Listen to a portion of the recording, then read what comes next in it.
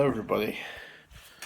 So this is a video I've been planning for a few months now.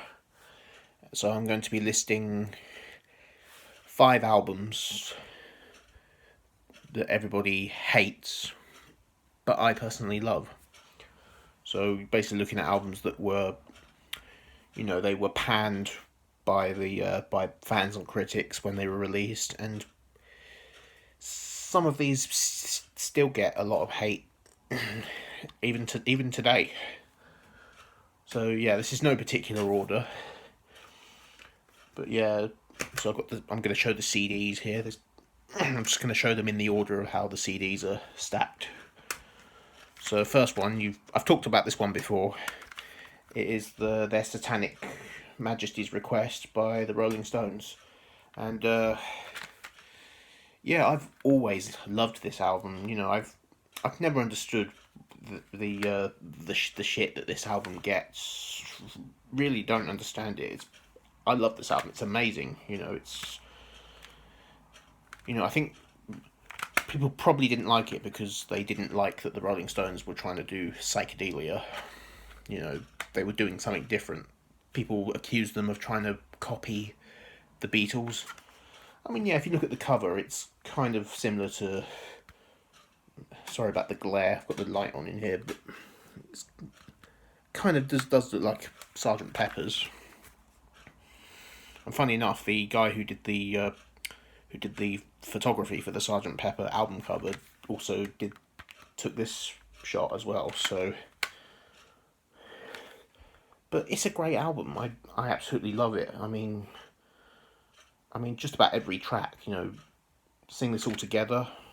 Love it. Citadel, In Another Land, 2000 Man, She's a Rainbow. I mean, that's a classic. She's a Rainbow is a classic. The Lantern, Gomper, 2000 Light Years from Home, On With The Show. I mean, On With The Show is a quirky number, but I love it personally. I think it's a fun track.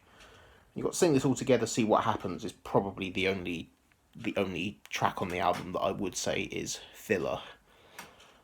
Even though it's an interesting track, it's basically just a very long avant-garde track, but it's got some interesting parts. But I rarely listen to it when I put on the album. I usually skip over that one, but I don't dislike that track. It's just, but I do find it's a bit of filler. But I do love this album, and I would say it's actually one of my favourite Rolling Stones albums. Always has been. Always loved it. So yeah, I will always defend this album. Always. Next one I've got here is Presence by Led Zeppelin. Now, of course, this is not a popular Led Zeppelin album amongst the fans and critics, but I love it. I mean, it's got some classic songs on here. Nobody's Fault But Mine, Achilles' Last Stand. I mean, with an album that has those two gems on it, I mean, how could you dismiss an album that has those songs on it?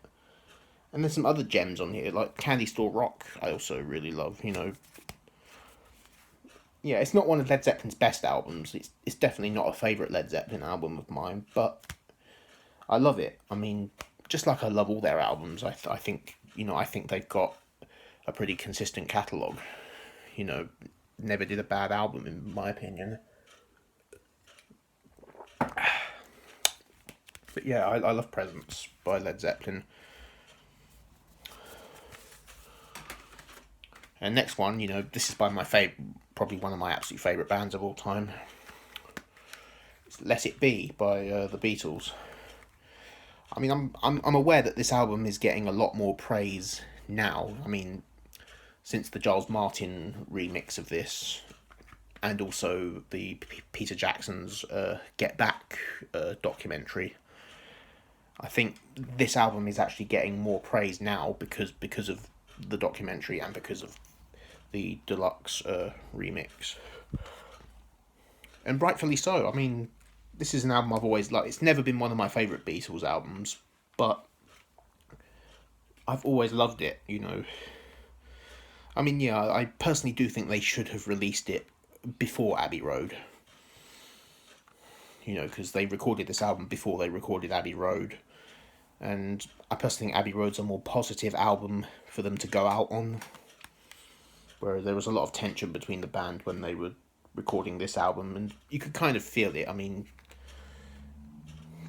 but I do love the album. I mean, I love every track. You know, Two of Us, Across the Universe, the title track, obviously a classic. The Long and Winding Road, Get Back, I've Got a Feeling.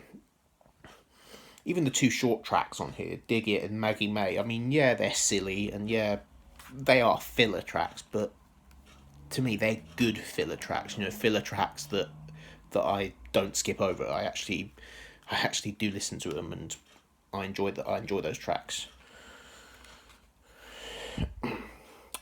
Well, I'm Mine, For You Blue. I love For You Blue. Digger Pony. I mean, I love the whole album, and I don't really have an issue with Phil Spector's production on here. I really don't. You know, I love what he. I mean, Paul McCartney hates what Phil Spector did to Long and Winding Road by adding all the orchestra on it, but I love the orchestra on it. But then again, that's how I've always known the song. You know, not because, you know, it's also appeared on compilation. You know, because my first exposure to the Beatles was Beatles 1, you know, the compilation, and the version of Long and Winding Road that appears on there is is the exact same one from here. So yeah, that's the version that I've always been used to. So when I finally did hear the version on Let It Be Naked, which is the stripped back version of the album, I was you know, it felt kind of different without, it felt completely different without the orchestra. But I still love that version. I do love Let It Be Naked as well, but you know, it's a good it's a good version of the album, but this is the one I always go for when I play the album. And I love what he did with Across the Universe, with the wah wah effect on the guitar, and the I think there's some sitar or tambura, whatever, in the background, and the sort of phasing on the vocals. I love it, and I do love some of the chatter between songs, especially at the beginning of the album, the beginning of Two of Us, where John says, "I dig a pygmy" by Charles Hawtrey and the Death Heads. You know, I love the Charles Hawtrey reference because, as you know, I'm a huge fan of the Carry On films, so you know, I just loved hearing Charles Hawtrey get mentioned. And I love how the album ends, you know, with Get Back, and then he says, "I'd like to say thank you on behalf of the group. I hope we pass the audition." I mean, I love that, and you don't get that on Let It Be Naked. But yeah, I love the album. And yeah, not one of my favourites by the Beatles, but I love it just like I love all their albums. And next one up is Hot Space by Queen. Of course, this is considered by many to be the worst Queen album, and you know, it was hated by fans and critics when it first came out in 1982, and even today, lots of Queen fans, even fans and critics, still hate it today. And I mean, yeah, I can understand why they hate it. I mean, because it's different, it's, because Queen are a rock band basically, but it's not a rock album. It's a pop album. I mean, there's not really a lot of heavy rockers on here. There's quite a lot of synth and electronic drums on here, but so it's kind of like it's more of like a disco album. But this was the sort of stuff, it's mainly Freddie's album. There's not really a lot of input from the other guys, because this was the sort of music that Freddie was exposed to, because he used to go to nightclubs at that time, and that's kind of, and of course after the success of Another One Bites the Dust, which was a disco-y number, that's basically what inspired them to do a whole album of disco tracks. And yeah, I'm not saying this is Queen's best album. It definitely is one of at the near the bottom of the list for me, but I still love it. I mean, I mean, Queen are one of my favourite bands, and I personally love every album that they've made. And of course, it's not the best, but I love it. You know, you've got Under Pressure on here, of course, the excellent collaboration with David Bowie, who I'm also a big fan of. Staying Power, I love it. Body Language, Song for John Lennon, Put Out the Fire, you know, I love it. I mean, I think it's just a really fun, like, catchy disco pop album. And while that's not really my sort of thing, but I find myself enjoying this album. You know, I put it on and actually, you know, I actually have a good time with it. And the last one, this is probably going to be the most controversial one. And this is an album that recently celebrated its 20-year anniversary, and that is St. Anger by Metallica. I mean, yeah, this album was, I think out of all the albums on this list, this is probably the most hated one on this list. You know, fans and critics despised it when it came out. And even today, you know, people still absolutely hate this album and still regard it as a piece of trash, a piece of garbage. You know, I've heard people say it's a piece of shit, but I love it.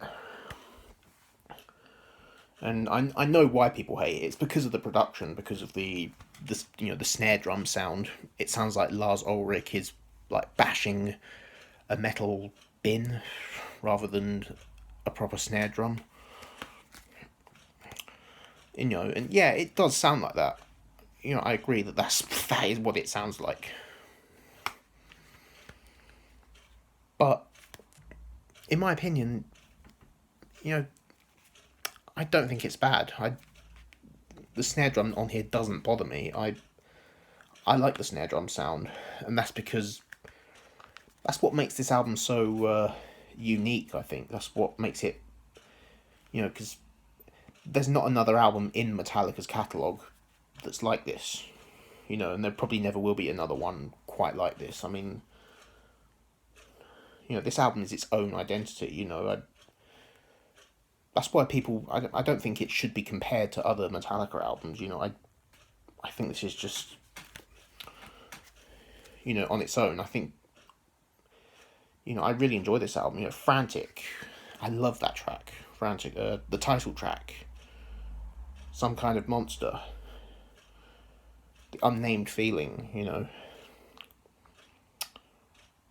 What else? My World, Dirty Window. I mean, I love this.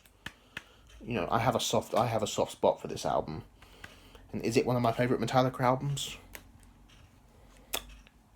Very possibly. Very possibly. I mean, the Black Album is my favourite. Obviously, because that's the album that got me into Metallica. That's how I discovered them. So that's always been my favourite. And I discovered this album kind of not long after discovering the Black Album. So, you know, yeah, I really have a soft spot for this, and you know, and I'm actually watching the documentary film about the making of this album, Some Kind of Monster, which I actually bought the DVD today, and it's a great film. I love it. You know, it's really interesting, you know, looking at, you know, there was a lot of tension going on with the band at the time, and James Hetfield had, he went to rehab because of his alcohol addiction. So yeah, that's really the theme of this album. It's, you know, it's addiction and, you know, depression and tension, you know. I think this album is actually better than it deserves to be. And not to mention that fantastic artwork. I mean, look at that. That's awesome, isn't it? That fist wrapped in was it a chain or something like that? I don't know. You know, it's like it's like the devil's fist. That's like Satan, and that as well. That's awesome, isn't it? And you can see the whole thing. I mean, look at that, eh? What's not to love? I mean, any horror movie fan has to love this. I mean, as a horror fan myself, I love this artwork. And this in the gatefold as well. I mean, just amazing. I love everything about this album. And yes, I'm gonna constantly defend this album. You can disagree. You can in the comment you can disagree, but I would kind of appreciate it if you didn't say, "Oh, this album's a piece of shit. I can't believe that you're defending this album." You know, you can disagree respectfully. You can say, "I personally can't stand this album, but if you love it, that's cool." You know, just say something like that, as long as you're not being disrespectful in the comments. You know, saying, "Oh, this album's a piece of shit. You are mad for liking this album." Well, I love it. I mean, I'm not one of those people that I don't listen to critics. You know, I don't really care about the opinions of critics. You know, if I want to try something out, I will. If I want to watch a movie that critics hate, I'll watch it. I will form my own opinion. And this album, just love it, and I will defend it. I will continue to defend this album. So, yeah, that's 5 albums that I love, that everybody hates. So, yeah, I hope you enjoyed the video. Give it a thumbs up if you did. If you didn't, you can give it a thumbs down. But keep comments respectful. Especially on, you know, as I mentioned, St. Anger on this list. I know a lot of people are going to be raging. But no. Toxic behaviour is not accepted on this channel. This is a clean channel, and I want it to remain that way. So yeah, as always, I'll see you soon.